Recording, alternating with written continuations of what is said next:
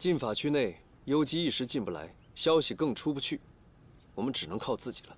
事已至此，唯有全力一搏。那玉阳子既然设下了埋伏，你们这是去送死？连张小凡都不惜性命为碧瑶挡箭，我这做大哥的岂能落后于他？况且青云与鬼王宗难得联手，当真是百年难得一遇啊！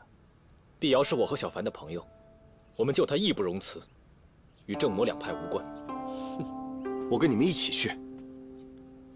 你身手平平，去也是白白送死，还是早些离开吧。少主啊，留得青山在，以后一定有机会的。不是小凡和碧瑶救了我，我现在已经死在水牢里了，我岂能弃救我的恩人，还有全城的百姓于不顾，独自逃生？玉阳子杀了我那么多亲人，就是剩下最后一口气，我也要跟他同归于尽。自古以来，邪不胜正，我就不相信玉阳子可以只手遮天。小凡向来运气极佳，我们一定不会输的。那小子的确造化不凡。那一次他和碧瑶在滴血洞九死一生，今日一战，没准儿能够反败为胜。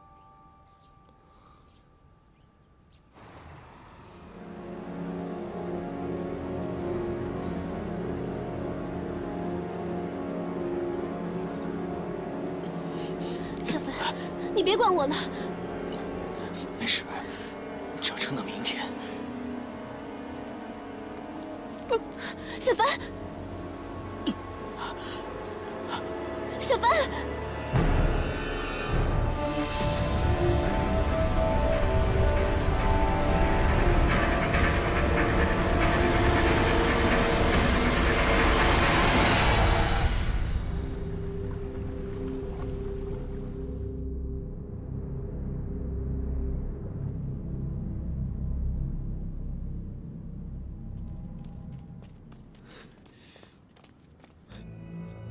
人呢？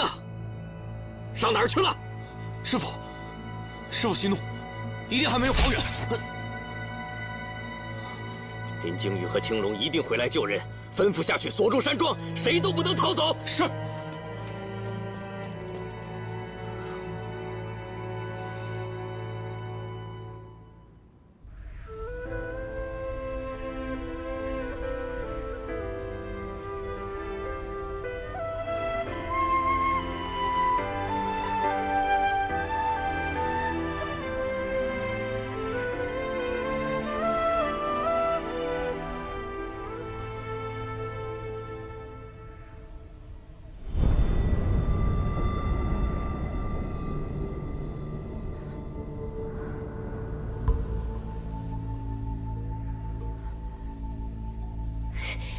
小凡，小凡，快醒醒！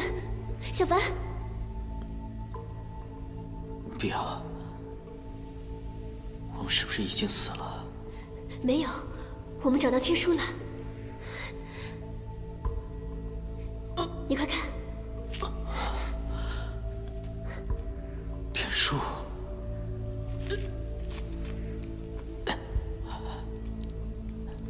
我们好像在天书的空间里。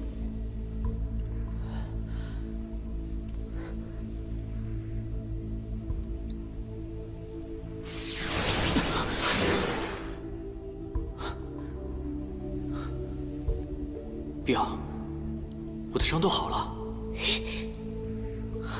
司徒后人，谁？等了近1000年，你们终于来到我的面前。可是为什么你们的身上没有定海神珠的力量？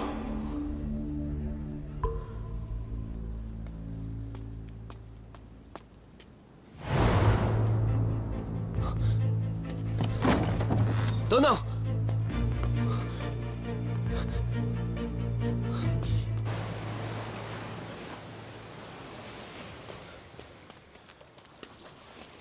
等等！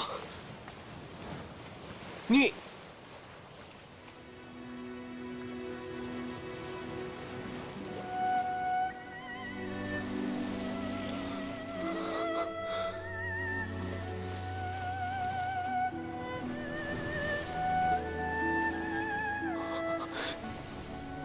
于叔，于叔，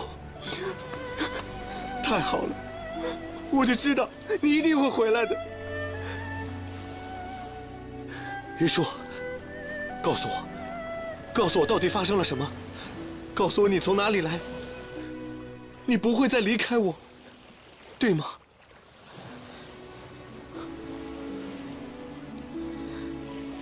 我是海族之女。族人迁徙时，我贪玩落单，方才流落在这里。起初我灵力衰弱，开不了口。后来我又不知道如何解释。我们海族是无法在陆地上长久生存的。之前是借你定海珠之力，才能勉强维持。我的爹娘折损了他们一半的寿数，赐予我，我才能来这里见你一面。一面？就一面而已吗？云舒，我求你留在我的身边。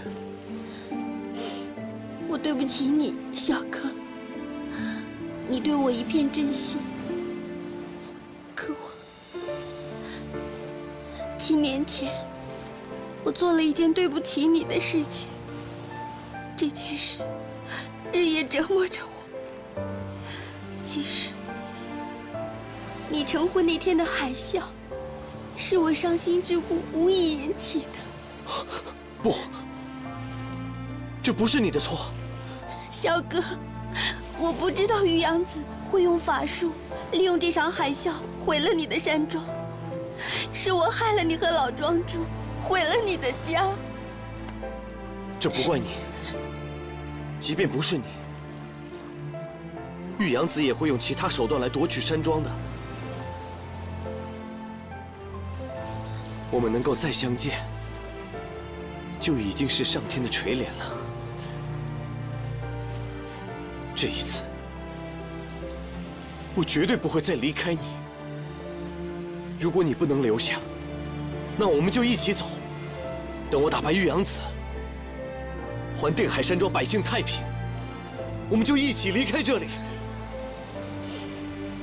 小哥，这也是我的责任，就让我来弥补一下上次的过错。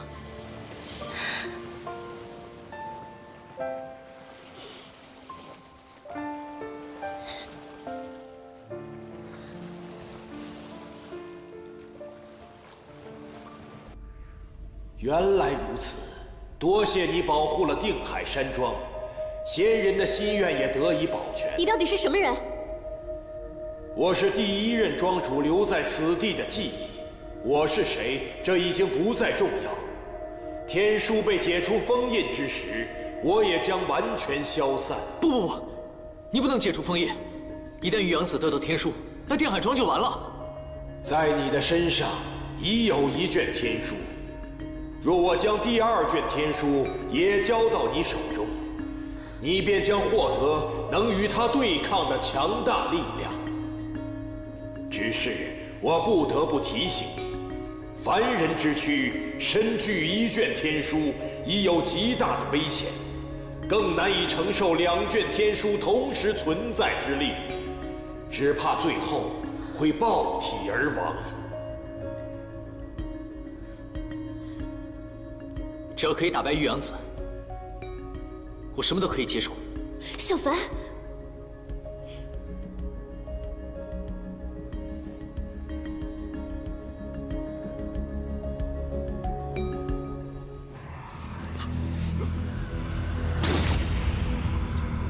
师傅，那2人的下落还未查明。不能再等了，必须马上发动太阴血阵，汲取池中天书的力量。只要血阵一旦完全启动，他们逃不出定海庄，就都将被我吸干精血。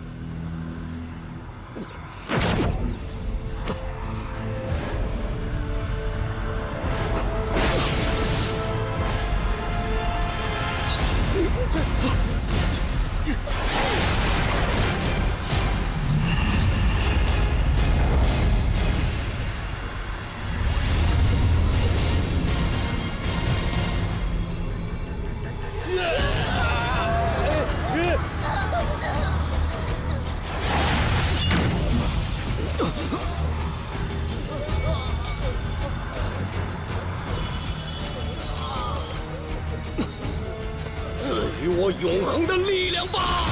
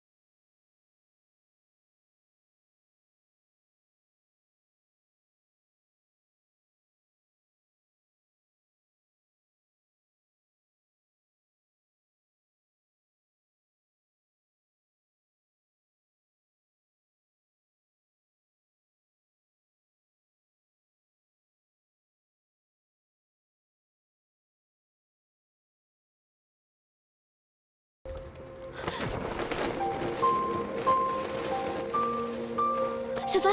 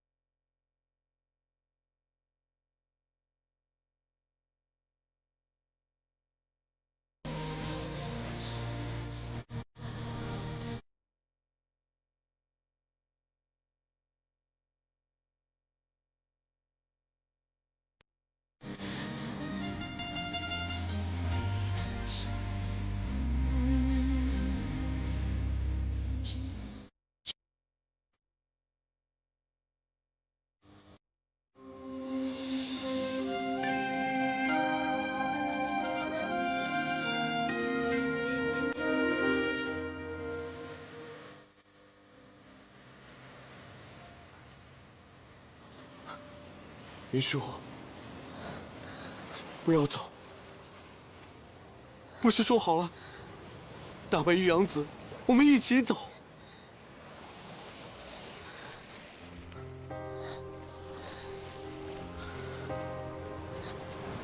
小哥，你不要难过，我的修为已经耗尽了，必须要回到海里。云舒，我们一定会有办法的。我们一起想办法。你养伤也好，修行也罢，我都陪着你。你我殊途，我必须回到海里，而你却属于这里。你是定海山庄的庄主，这里的百姓需要你。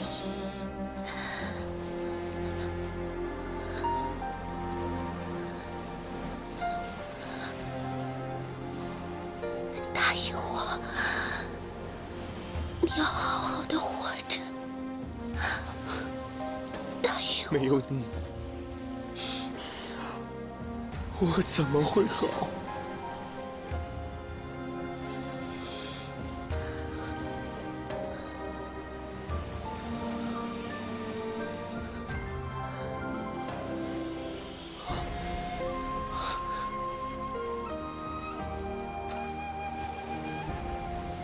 云舒，云舒，云舒，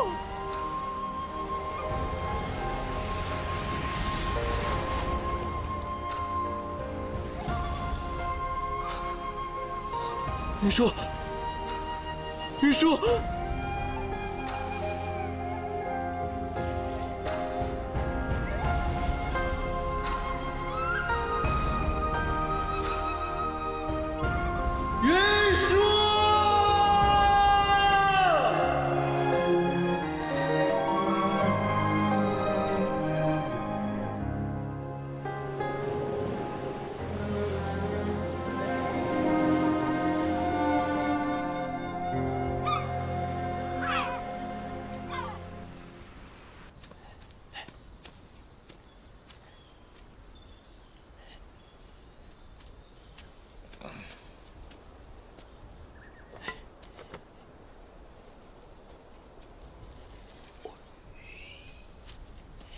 爷爷，您这大清早的是要遁去哪儿啊？炖什么炖啊？我怕天气不错，我要练练本事，万一生疏了呢？你问这干嘛？哦，练练呀。爷爷，您这遁地之术虽说是祖传的吧，可是您这遁地遁进去了，从河地出来，您还是没有办法操控。您这万一遁到河底，您又不会水。我运气有那么差吗？那您觉得自己的运气是好还是差呀？我自己的运气那当然是好差呀。那不就结了？爷爷，您就别练了，跟我回去吧。不，你等等，小环，你看现在这于都城已经都安定下来了啊，你跟叔叔整天忙的也见不着个踪影，爷爷也帮不上什么忙，你也知道我过自在日子过惯了，我就。所以你就要丢下我呀？不，我怎么能丢下你呢？不过呢，这些天不知道怎么了，我总也睡不好觉，心神不宁。我出去散散心。那等我们忙完了，我们就陪你一起去啊。哼，等你们忙完了，你们忙了这几个月了，你跟我说的话有5句没有啊？啊！亏得老夫整天还帮你忙活这个，还帮你安抚那个，你居然无动于衷，你真是不孝啊！你爷爷，我可是很孝顺的，这每天晚上我都让管家给您煎药膳啊、养生什么的，是你自己不喝的。什么药膳也是药，是药3分毒。爷爷这么棒的身体，什么毛病没有？为什么吃药啊？我告诉你，你就跟你那个不孝的爹一样，除了惹我生气，别的什么都干不了，什么也别说了，谁都拦不住我，我要走了，走了。爷爷，地上有金光哎！金子，哪儿呢？什么发光的，都是破绿草地。要真是金子，那也还差不多。爷爷，你怎么整天脑袋里想的都是钱啊？亏你名字里还有个仙字，真俗。俗？你敢骂爷爷俗？你知道爷爷是什么人？爷爷是世外高人，我名满天下，万家众福，普度众生，造福百姓。你根本不知道爷爷的厉害。爷爷，您要是真厉害的话，那您就不会不告而别了吧？您这分明就是怕辛苦，推卸责任。怕辛苦推卸责任，你个没良心的！我告诉你啊，为了你们重建于都城，你看爷爷的头发都熬白了，你还要怎么样啊？你要我这把老骨头一直留下来，保驾护航你们一辈子，你想得美！你，爷爷，这叔叔之前是青云弟子，他也没有经历什么凡尘俗事。这再聪明、再勤奋的人，他不也会有阅历、有经验不足的时候吗？关我什么事？你说你2、3天没有看到他。那是因为他早起晚归，而且每天2个小时都睡不够呢。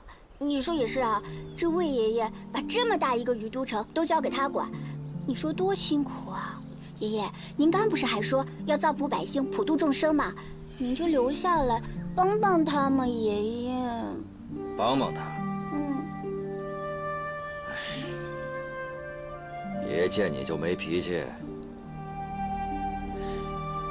留下来帮他，哎，有你一个就让我够费心了，又多这么个小子，哎，我就纳闷了。你说爷爷把你养了这么大，你怎么老是拖累我呀？哎，我可没有拖累你啊，爷爷，你忘了前些年我帮你为人看相，帮你赚了多少钱啊？哦，是啊，是帮爷爷赚了不少钱。哎，那钱是我赚的呀。是你爷爷凭自己的本事赚的，这跟你有什么关系？没有1分钱是你帮爷爷赚的，是爷爷自己赚的。你净胡说八道。那回去呗。那走吧。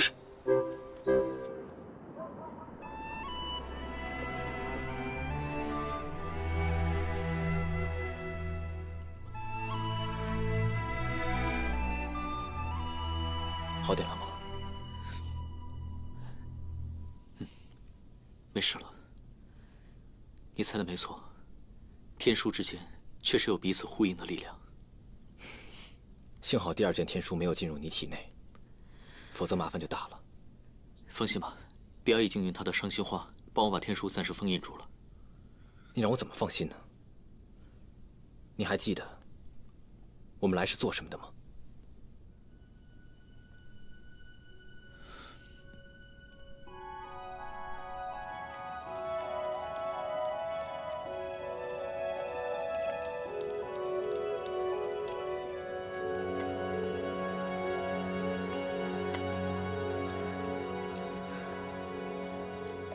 幽姨，你怎么来了？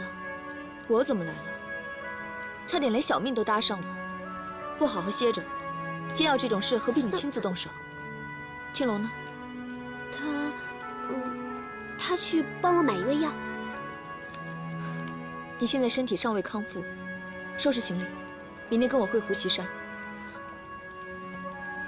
幽姨，我不回去。你说什么？幽姨，小凡和金宇为了救我，受了很重的伤，我必须得等他们好了再回去。碧瑶，你别傻了，你与他们生死之交，他们的师门在抓到你的时候，却不会有半点怜悯之情。幽姨，我相信他们，我不能就这样回去的。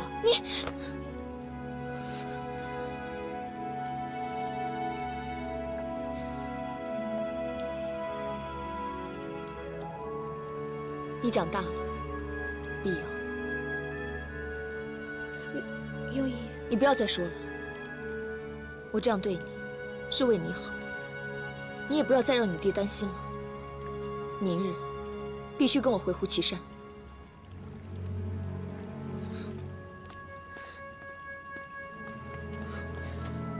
说什么为我好，为我好，根本就没有人了解我。了解。青龙大哥，你就没有那么一点点同情我吗？同情啊。哎呀，你就别气你幽姨了。这世上时时刻刻为你考虑，就怕你受伤难过。又不计任何后果的，就他了。我知道，可是我舍不得。情不知所起，一往而深。哎呀，青龙大哥，什么情不情的？我都说了，我跟他之间没有什么的。我知道，我说了，我都知道。唉，你这是干嘛？帮你去约那傻小子，明天就回胡岐山了。你不想在走之前再见他一面吗？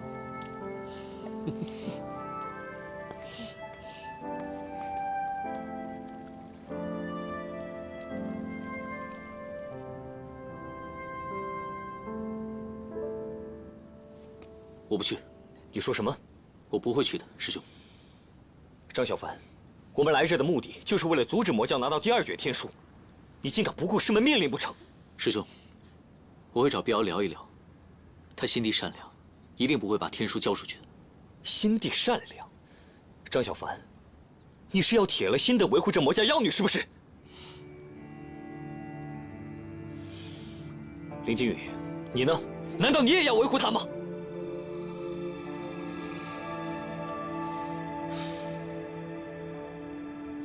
好，既是如此，掌门师尊问起来，就不要怪我直言不讳了。师兄想说什么？维护魔教妖女，不顾师门命令，莫说是你，就算是田不易师叔，也会因教导无方之过，遭到掌门师尊的处置。这件事跟我师父没有关系，我一人做事一人当。虽然碧瑶是鬼王宗的人，但他处处维护我们，从来没有做过任何伤天害理之事。你好，你们不去是吧？我去。师兄。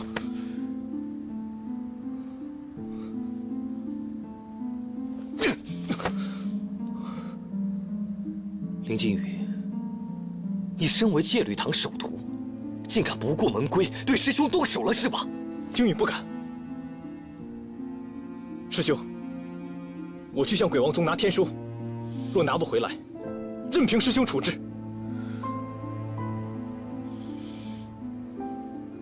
林金羽，你要替他顶罪是吗？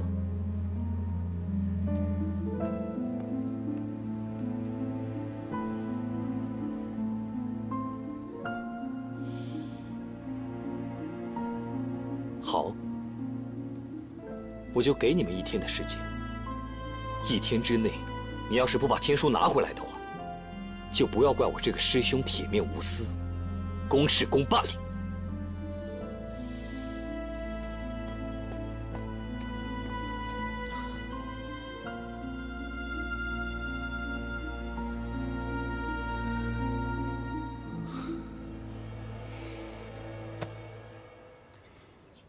接下来有什么打算？定海庄终于可以恢复平静，我们就不打扰了。我还没来得及好好谢谢你的救命之恩呢，还让我能与云舒重逢。扶危济困，仗义而行，乃是我们青云弟子应该做的事情。司徒兄不必客气。只是你就不用担心我了，说不定哪一天我也会修行，修着修着也会长生不老。到时候啊，还能与云舒再见面呢。哎，听到你那萧师兄说的话，你回去之后不会有什么麻烦吧？司徒兄过虑了，我们青云的诸位长老不是是非不分之人，他们一定会听我解释缘由的。那就好。之前我一步错步步错，不知道珍惜眼前人，失去之后才后悔莫及。你跟我相比啊，要幸运得多了。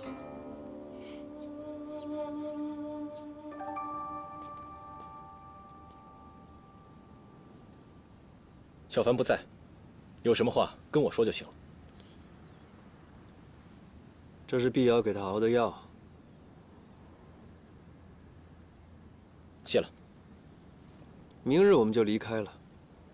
虚实花苑，碧瑶想跟他说话。小凡不会去的。药我带了，话我也带到了，去不去，你们自己看着办。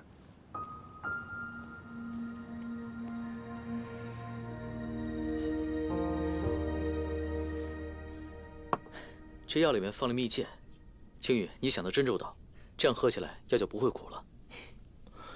小凡，早点休息吧。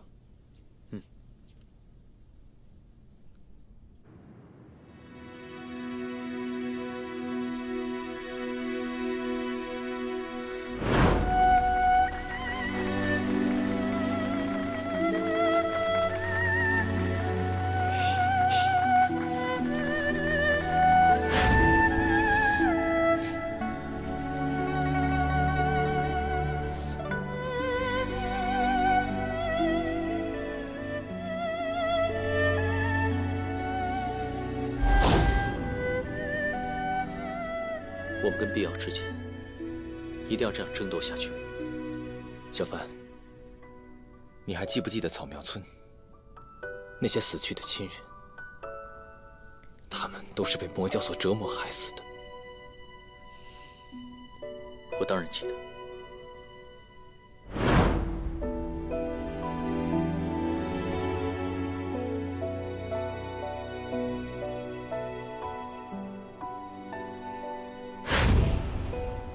如果爹娘还活着的话，他们一定认为碧瑶不是恶人，所有的事情并非他所为，他不应该承担这么多的责任与仇恨。今天青龙怎么了？没什么，你早点休息吧。早点睡吧。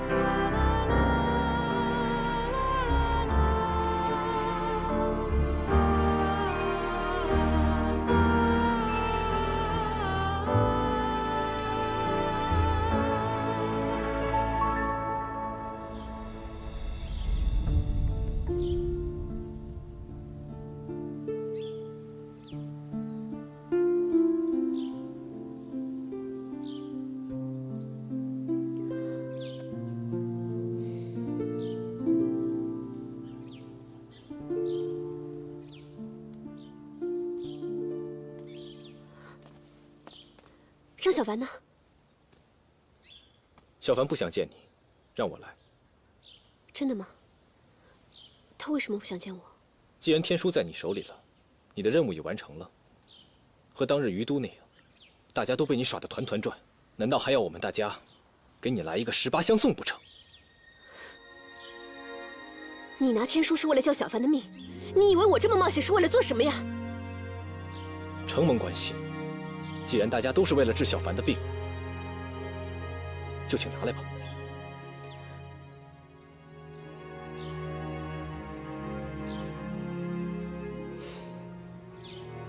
我就知道，事情一过，翻脸比翻书还快。师门有令，不得不逃，还望见谅。哼，天书没有，要命一条，想要，动手来抢啊！碧瑶，抱歉。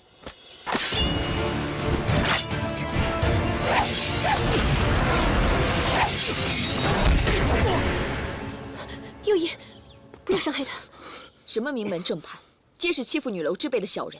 上次把碧瑶绑了送给玉阳子，今天竟然敢当面打了起来。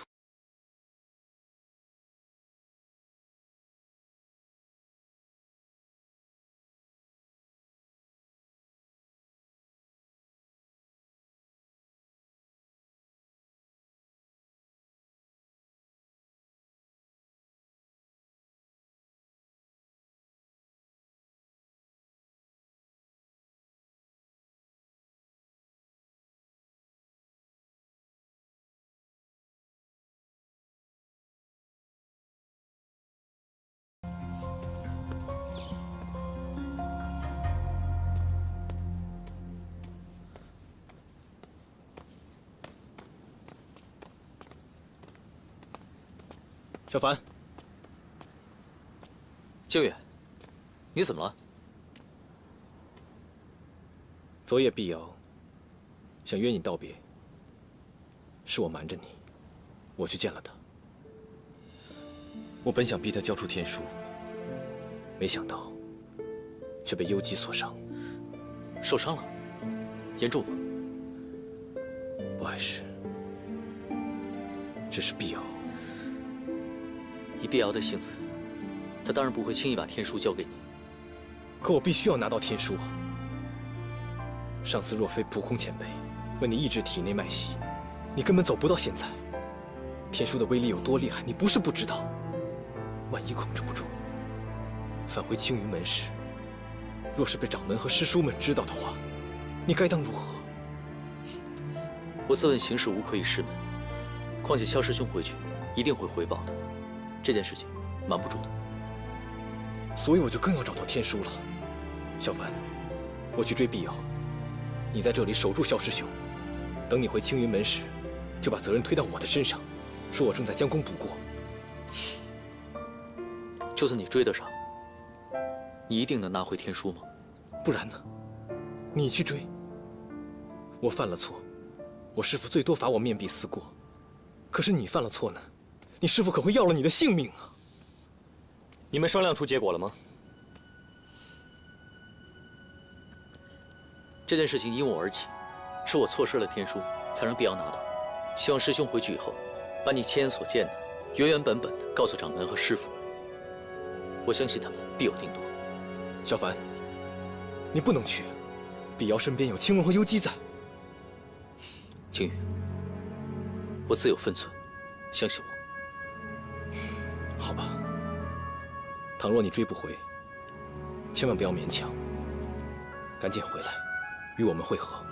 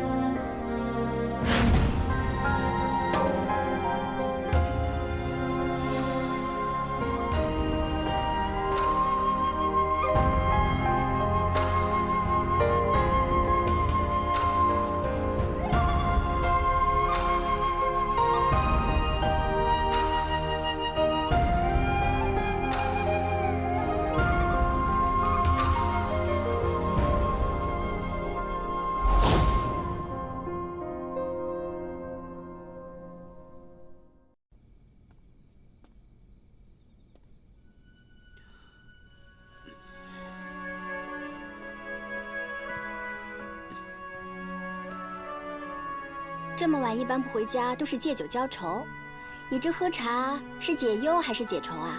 别告诉我你是思春啦。春在哪里啊？我只不过是累了，过来静一静。累了可以调息打坐啊，你又不是平常凡人。修为再高，哪止得住心累？你怎么了？想魏爷爷了？我还想到刚来到于都的时候，春光明媚，原本以为来日方长，结果却是世事无常。世事如流水，你只要知道自己所做的，往前看就好了。没想到你年纪比我小，想的却比我通透。那当然了，我和爷爷云游四海、闯荡江湖时，你还在青云山里打呼噜呢。对了，今日我接到小凡的来信，说他们找到了第2卷天书，只不过这天书被鬼王宗夺了去。他跟着碧瑶去夺天书了，萧师兄和鲸羽回了青云。我怕小凡他……你怕什么呀？碧瑶姐姐是不会伤害小凡哥哥的。这世间啊，凡事都讲究一个缘分，而他们的缘分啊，早就纠葛在一起了。有这种牵绊真的好吗？小凡他曾经跟我说过，他所坚持的事情，哪怕失去希望，拼到性命的最后一刻，他都会坚持下去，不会放弃。他是不会背叛青云的，所以早晚断的是他们俩的缘分。唉，这缘分啊，哪是说断就能断的呀？你还记得在戏台上，碧瑶姐临时改的结局吗？我不管，什么是正，什么是魔。既然相爱，为什么不能在一起？如果他们非要杀你，那我宁愿放弃这身份，与你生死不弃。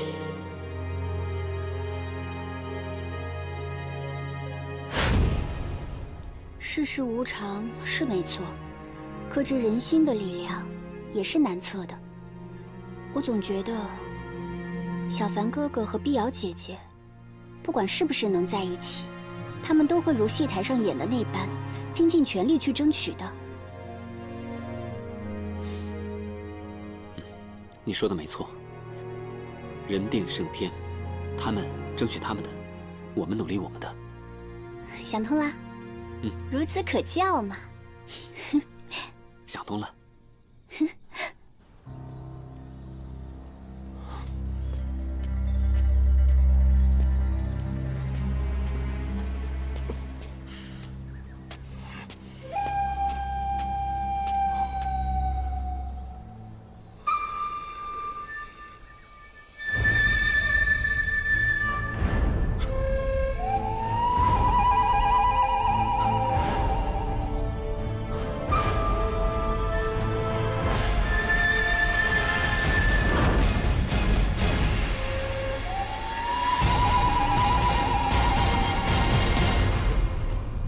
主神，你这见面的场面，还是一如当年呐！想不到长生堂主，竟如丧家犬一般，真是可怜。你不是毒神，那你又是谁？无名之辈，不值一提。在下只需堂主告知，天书在鬼王宗，还是青云弟子手里。笑话！我为什么要告诉你？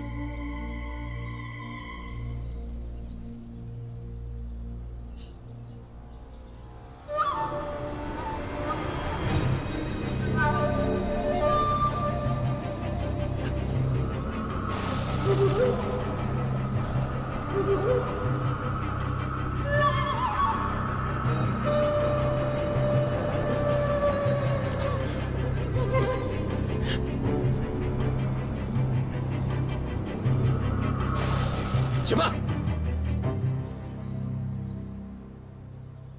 我可以告诉你，但我怎么知道你不会杀我灭口？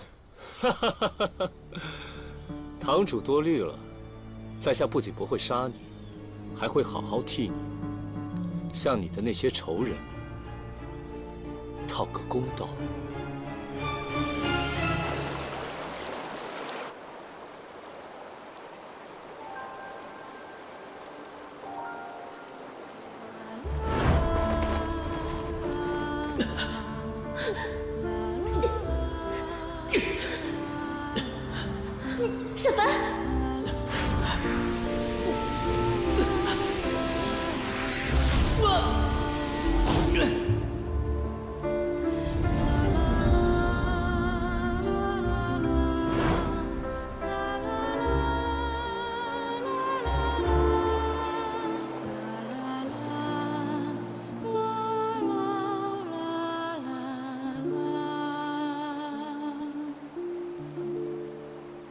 身知身在，情常在，怅望江头江水声。你这满身杀气，是要去找张小凡吗？碧瑶是我鬼王宗少主，说解就解，说走就走，事后还若无其事，这口气你咽得下去，我咽不下去。张小凡劫持碧瑶确实有错，不过他几次舍命相救碧瑶，这世上你见过几个真心对待，为了碧瑶赴汤蹈火，在所不辞之人？就算你开了杀戒，消了气，杀了张小凡，你觉得碧瑶她会好过吗？赌不如输，碧瑶她自己会想清楚的。就是你一味纵容，碧瑶才受此伤害。你身为青龙圣使，连身边的人都护不了，定海庄一战更是处处受限于人。你把我们鬼王宗的颜面置于何地？颜面，颜面能值几个钱？游姬，你可曾想过，碧瑶她真正想要的是什么？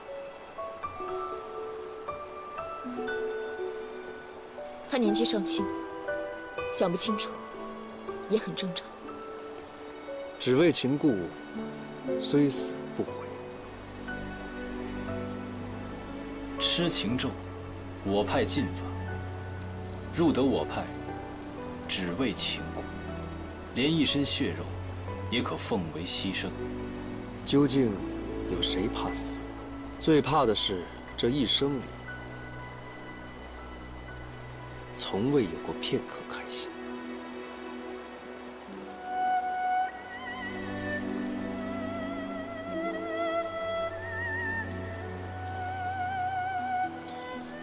碧瑶她迟早会想清楚的，你自己看着办。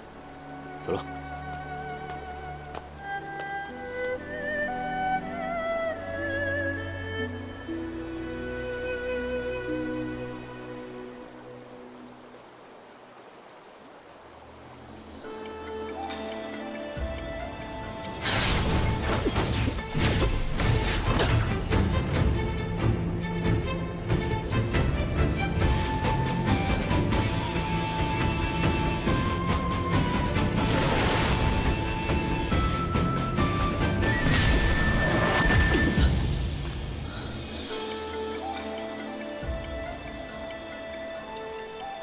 恢复的不错嘛，看来是碧瑶为你熬的药，你喝了。药是碧瑶熬的，他人呢？恩将仇报，那次在定海庄，你和林惊羽将碧瑶出卖给玉阳子，这事儿我还没找你们算账。要不是看在你为了救碧瑶不惜性命，这事儿没那么简单。出卖碧瑶？那日我问过碧瑶，她是在安居客栈被人打晕带走的。那天在客栈的人，除了你和林惊羽，没人知道她的身份。绝对不可能，惊羽是绝对不会出卖碧瑶的。难道是萧逸才？他为何要与玉阳子勾结？请留步。你我是敌非友，你还有什么想要跟我说的吗？一，我会去找碧瑶，为失约之事向她道歉。二，天书是我们两个的事情，我是绝对不会朝他动手的。你就不怕我夺取你体内的天书吗？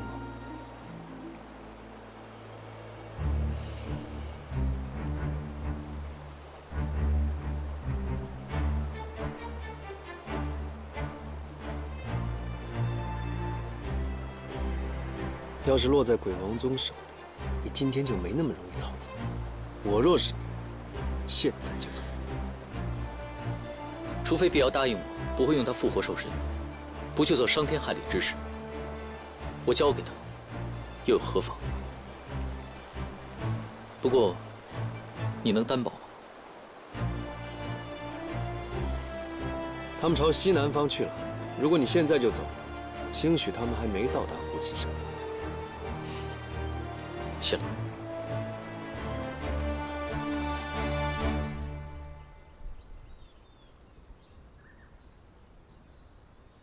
打晕碧瑶，交给玉阳子，小心萧逸才。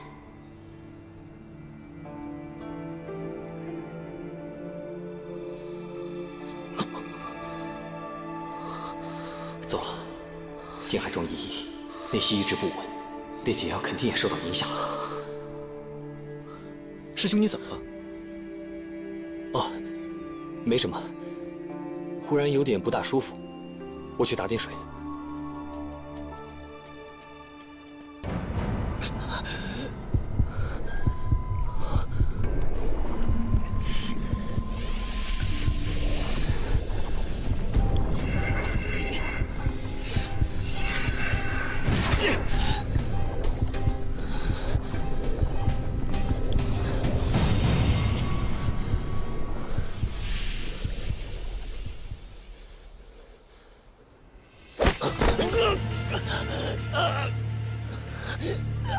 当时我就奇怪，以碧瑶的身手，怎么会被长生堂的人所缚？定是有人出卖。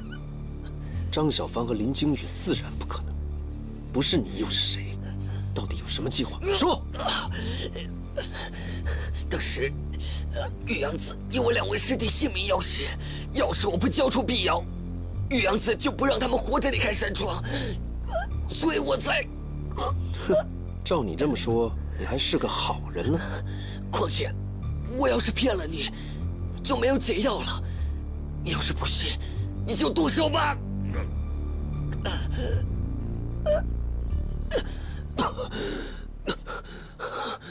谅你不敢说谎，如果再有下一次，我绝对不会饶你。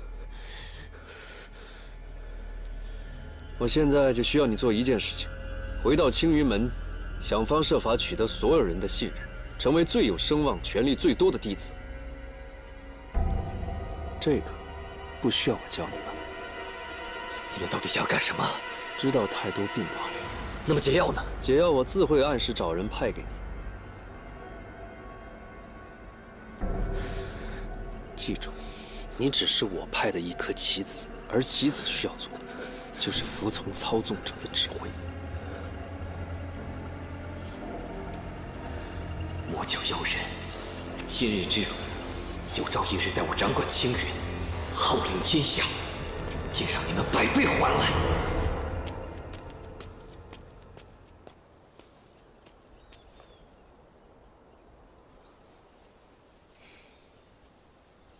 师兄，你可知上次碧瑶是怎么落入玉阳子手里的？我怎么知道她被谁打晕的？我从来就没有说过她是被人打晕的。我只是听说。师兄，你还要欺骗我们到什么时候？我和小凡如此信任你，你为何要跟玉阳子勾结，把碧瑶交给他？金羽，他们都是魔教妖人，居心叵测。是我把妖女交给玉阳子的。我这么做是为了让他们自相残杀，可你和小凡倒好，偏要与他们纠缠不清，才会害自己陷入困局。我忍辱负重2方周旋，在玉阳子面前卑躬屈膝，好不容易救下你们的性命，丝毫不知感激，竟然还要来指责我。原来你一直在想鬼王宗和长生堂互相残杀，可你有没有想过，如果碧瑶真的被玉阳子所杀，那岂不是伤害无辜？我和小凡一直敬重你，视你为兄长，可如今你的所作，并非我正道中人所为。你不用说了，是非对错我自有定夺。你们说我一味隐瞒，那你们呢？张小凡早就身负天书功法，你知情不报是何原因？原来你早就知道天书在小凡的身体里，只是包不住火的。若我回到门中，向师门如实交代，你们与魔教妖人私相授受，私藏天书功法，与魔教妖女纠缠不休，此等罪过，必然会让你们遭到师门的重罚。小凡并非想私吞天书，他一直想把天书从体内逼出来。他之前在猎户人家遭到兽人袭击，那兽人肯定知道天书在小凡的身体里。如今魔教都想夺得天书，如果越多人知道天书在他身上，就会对他越不利。我理解你们的苦衷，所以我才一直没有挑明。靖宇，你知道当年我是怎么混进魔教的吗？为了不被人发现我身负青云功法，我挑断了自己全身的经脉。什么？我一心一意只为正道，即使散去全部的修为，我也不怕。因为我知道青云是不会抛弃我的。我为了取得魔教中人的信任，受了多少苦，你们知道吗？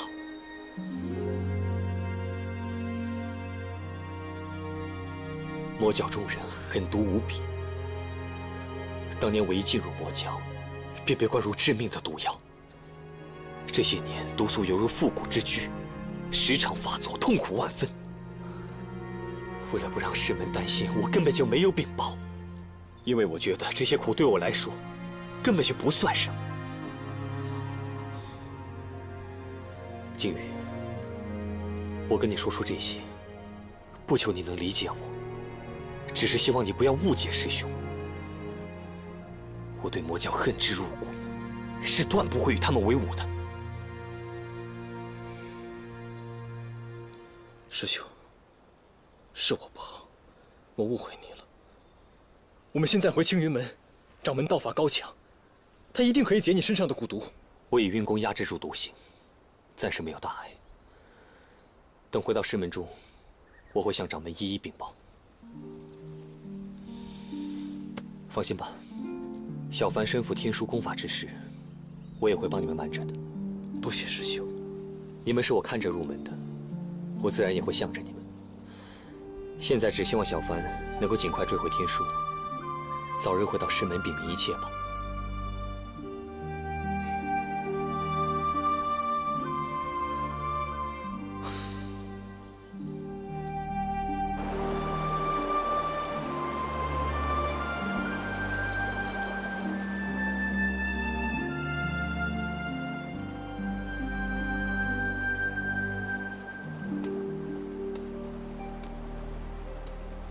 碧瑶，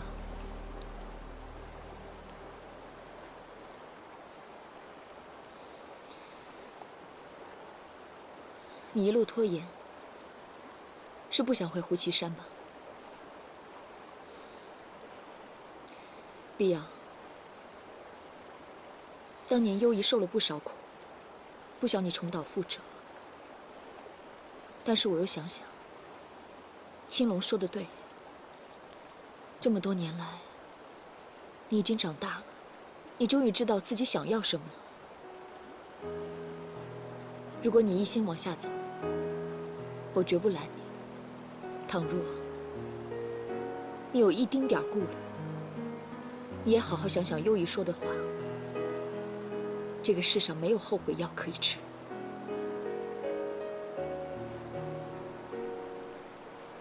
幽姨。我不知道与小凡的相识是对还是错，对于我是好还是坏。可是我只知道一件事情：若我爹拿到天书，一定会死很多人的。碧瑶，这些都是谁告诉你的？复活兽神的事，我都知道。须得肉、血、阵、灵，四者缺一不可。炼血堂的年老大，万毒门的毒神，长生堂的玉阳子，他们身上都有兽神之血，所以我爹，他一定也有。你还知道多少？天书就是阵法，是不是？肉则是被选中的，作为复活兽神的躯体材料；灵，则是散落在世间的兽神之灵。我在滴血洞里，黑心老人和精灵夫人的幻象中看到的。这些都不是你应该知道的。爹是不是选中了张小凡作为复活兽神的躯体材料，所以才迟迟没有取出他体内的天书？没有那回事，他早就安排另外一个人了。那是谁？爹肯定在筹谋。无论如何，爹一直不择手段想取出天书，就是为了复活兽神。兽神在先，也必定会像张小凡他们说的那样，天地浩劫，生灵涂炭。碧瑶，你不要再被青云那个小子所迷惑了。兽神从古至今都是我们各派的统帅，唯有兽神出现，我们才能强大。当年连番作战，内部分崩离析，导致的惨剧你知道吗？所以幽姨，你也是知道的。等你回到胡岐山，有什么想问的，你爹自然会跟你解释。你要去哪儿？随便走走。太阳落山之时必须回来。否则今夜就无法在三福镇落脚了。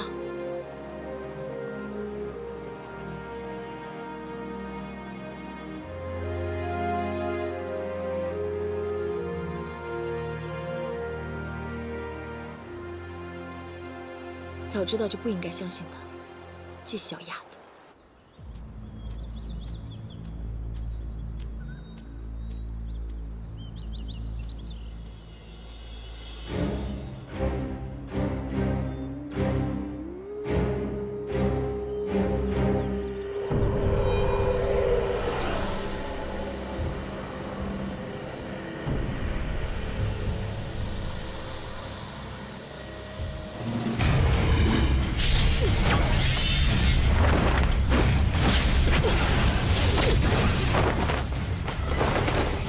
何人？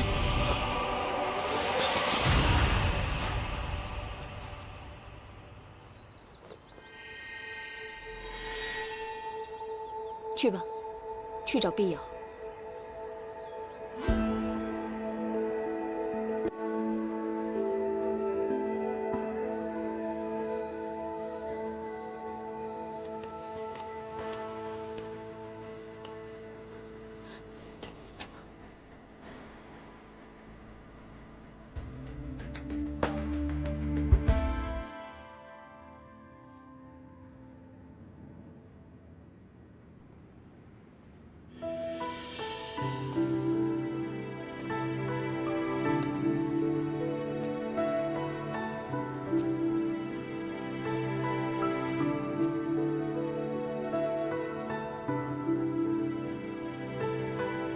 老头子，多吃点啊。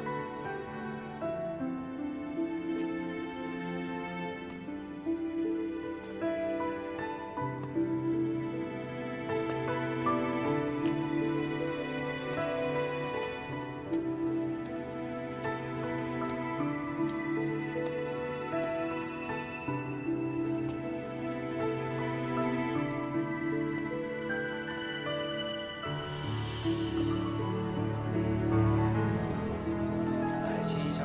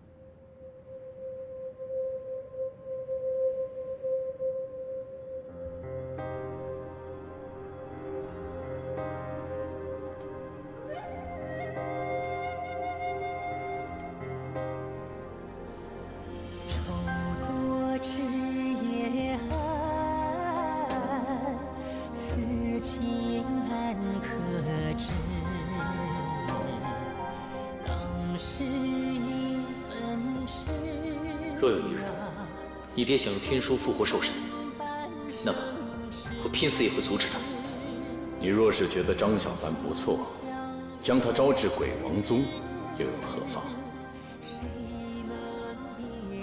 虽然他为了你能拼上一条性命，可是他的原则不会变。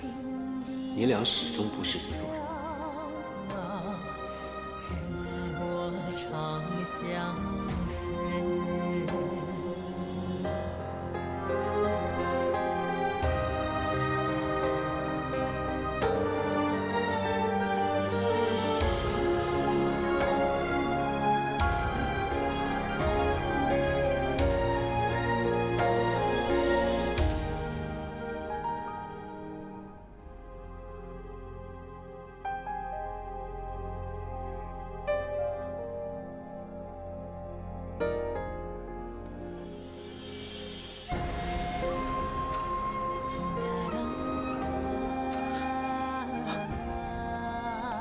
哎，等等等等！哎，客官，有什么事吗？小二哥，你有没有见过一个女孩子穿着绿衣服，大概这么高？没看到，本店呢没有住女客。啊，当然了，没事。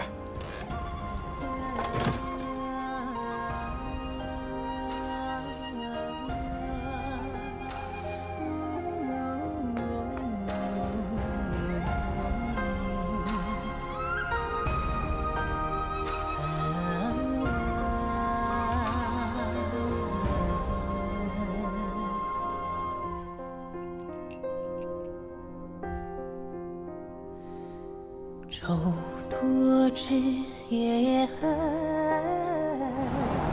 此情难可知。当时一分痴啊，重逢半生痴。两情相悦时，谁能别离此？一君一颦笑，怎我长相思？千般思无用，谁人能自知？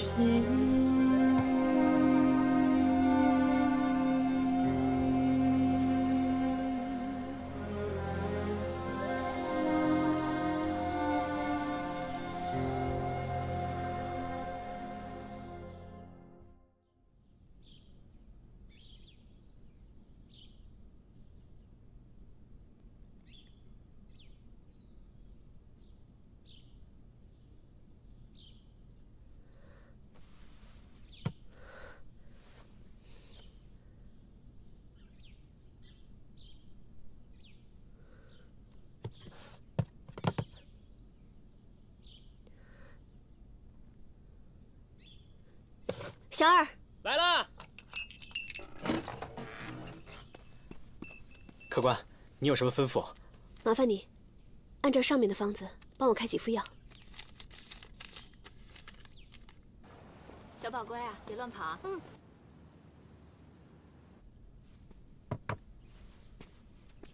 这是按姑娘的吩咐在天河医馆买的药。有劳了。哎。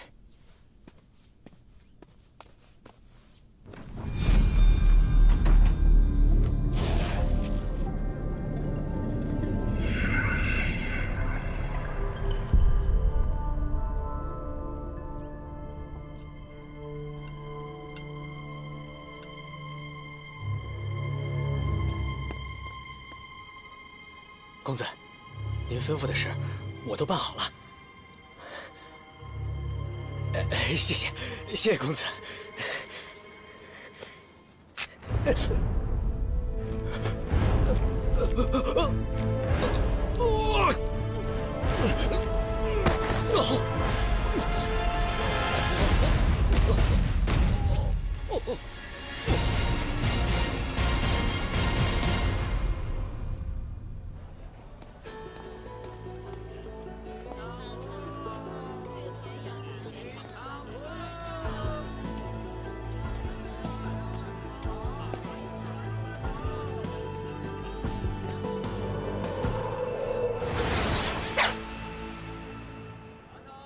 我就知道你会跟来。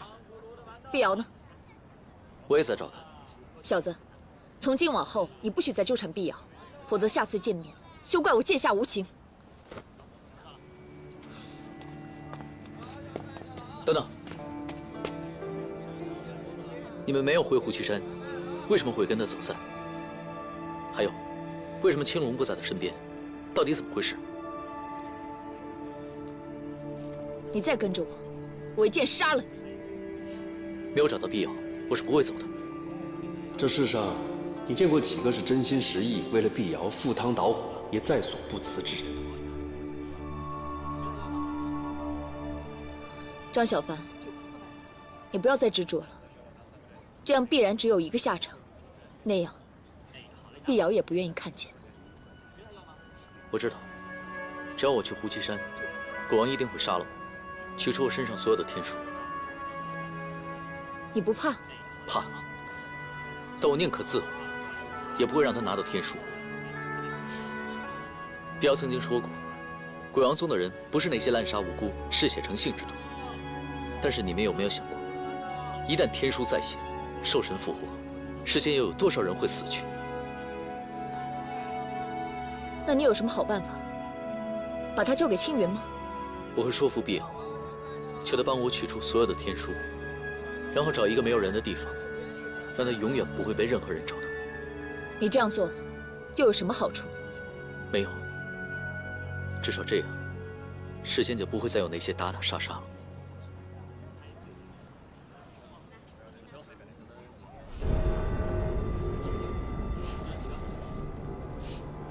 碧瑶，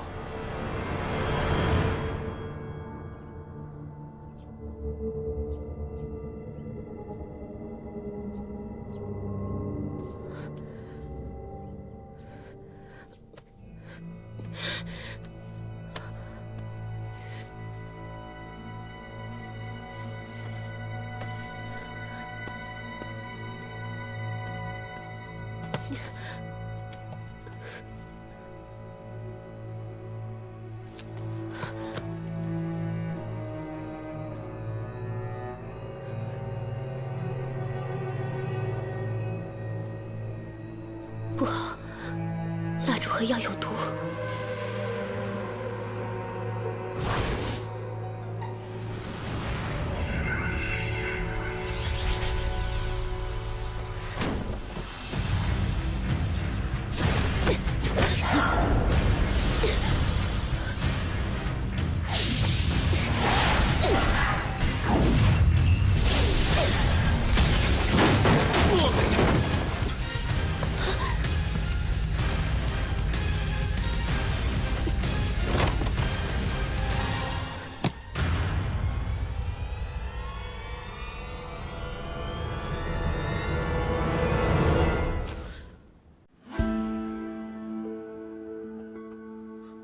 昨天我经过这儿，向店小二打听过，没有女子住店。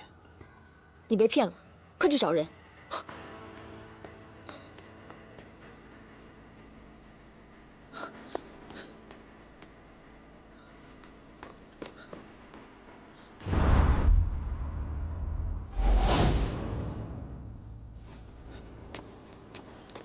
里边没有人。那我们分头找找。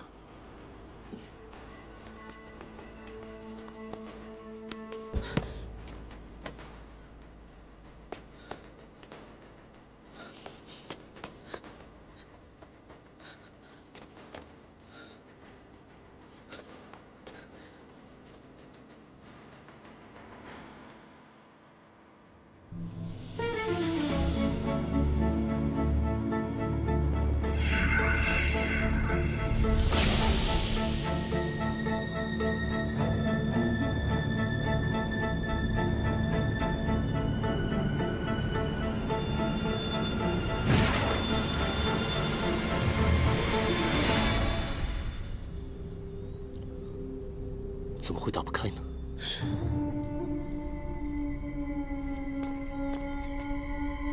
你是故意的吧？这里头能取出天书？我问过玉阳子，天书确实被收在伤心花里。你若不信的话，可以去找碧瑶。师傅让你取天书，不是我。况且，师傅他还重伤未愈，特意提醒过我们，万毒门暂时还不想和鬼王宗的人起正面冲突。那就容我继续再想想办法。师兄，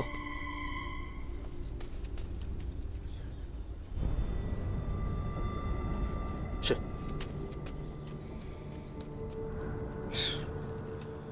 现在你不仅没取回天书，而且还惊动了幽姬。师傅若是知道了，恐怕你就完蛋了。我这就去找碧瑶，设法打开伤心花。师弟啊，师弟，谁让咱们是师兄弟呢？啊，也罢，我去帮你引开幽姬。麻烦你，尽快设法取到天书，否则，你就亲自去跟师傅交代吧。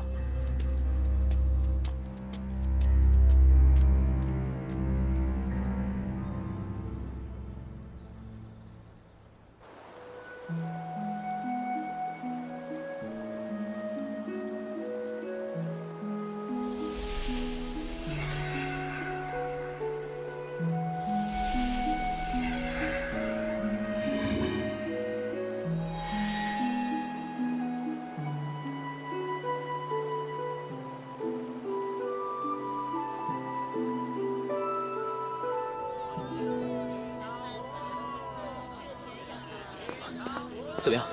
没看到碧瑶。必要房中有风茄子，药里掺了川芎，会让人昏睡无力。那个店小二也是中毒而死。肾有毒的门派，万毒门。必要可能已经被抓了，事不宜迟，你到附近找找看。我去万毒门走一趟。好。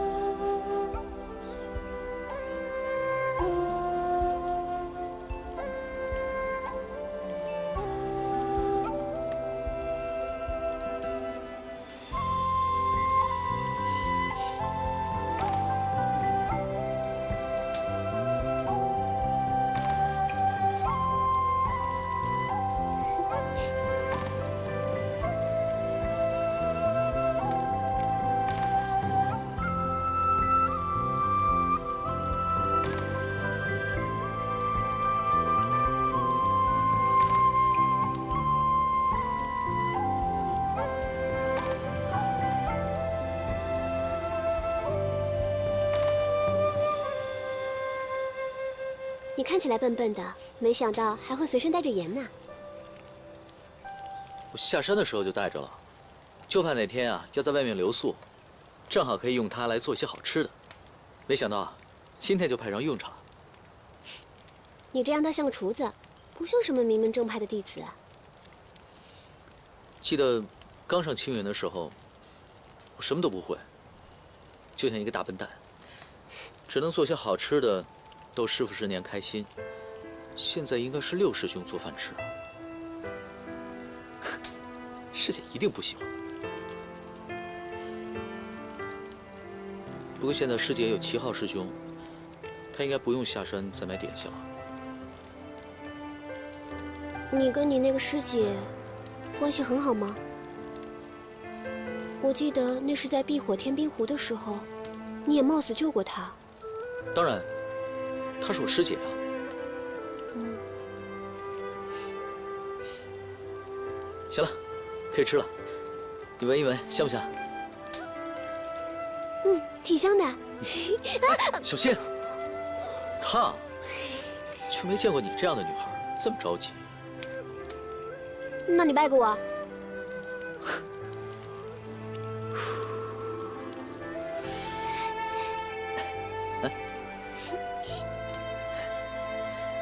小心烫啊！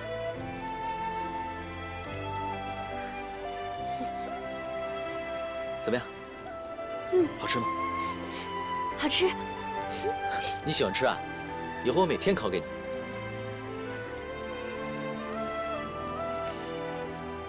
以后？啊，